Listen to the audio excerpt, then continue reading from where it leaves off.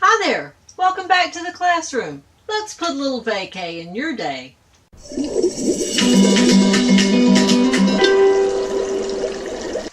Today's vacay Q&A comes from Tessa in Austin, Texas. Tessa says, "Hi Miss Kears." Hi Tessa. Over the last few weeks, I've taken control of my time and energy, set goals, and started prioritizing my to-do list. But some days just get away from me. At the end of those days, I look back and wonder, what happened to my day? Where did it go? Usually, it's something that happened that morning that derailed me. A sick child, a household emergency, a friend in crisis.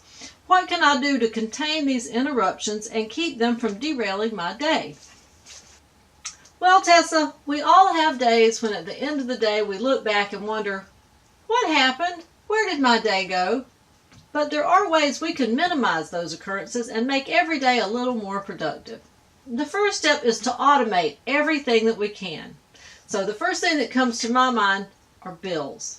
Because for me, if there's a bill that needs to be paid and I sit down at the computer to pay one bill, and pretty soon I'm caught up in the web of social media and I'm trying to pay all my bills, and then I'm on the phone and it's back and it's forth and my whole day gets gone. So for me, that's the first thing that comes to mind is any bills that you can automate. Automated bill pay is a lifesaver for me. So if there are things in your life that you can just totally automate, take advantage of that. Technology is a wonderful thing. Simply automate everything possible, and that way you can check on it every so often, but you don't have to deal with it, especially not in like a crisis situation. Number 2, plan proactively. And the hard thing to understand is we have to plan for the unexpected. For instance, if you have children, and it sounds like from your letter that you do, you should always have that little guy in the back of your head that says, what if one of them wakes up with a runny nose? Do you have some sort of decongestant on hand? You should have. Stock your medicine cabinet with things so that you don't have to jump up first thing in the morning and run to the store and buy medicine, and then everything's late for the rest of the day. Your tail is on fire. And it would be really easy to alleviate that simply by having these things on hand when the time comes, and not having to run out to the store first thing in the morning to deal with the crisis and then throwing the entire rest of your day behind.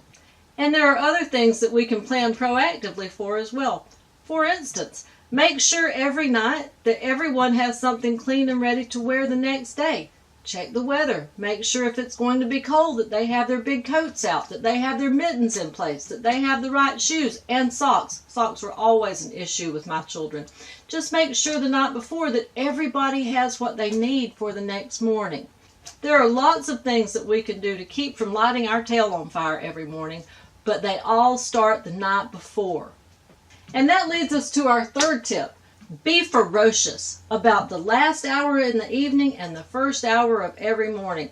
Set that time aside because you have to get your day together and you have to get your day wrapped up. So be absolutely ferocious about that first hour so that you can make sure before you go to bed, everybody, including you, has what they need for the next day. And then when you wake up the next morning, you can spend a full hour leisurely making sure that all the stops are in place to get your day rolling on the right foot. Okay, Tessa, I hope this helps. Drop me a comment in the box below and let me know how it goes. And if you have any comments or follow-up questions, just leave them there and I will either get back to you with a comment or a follow-up video. Okay, see you next time.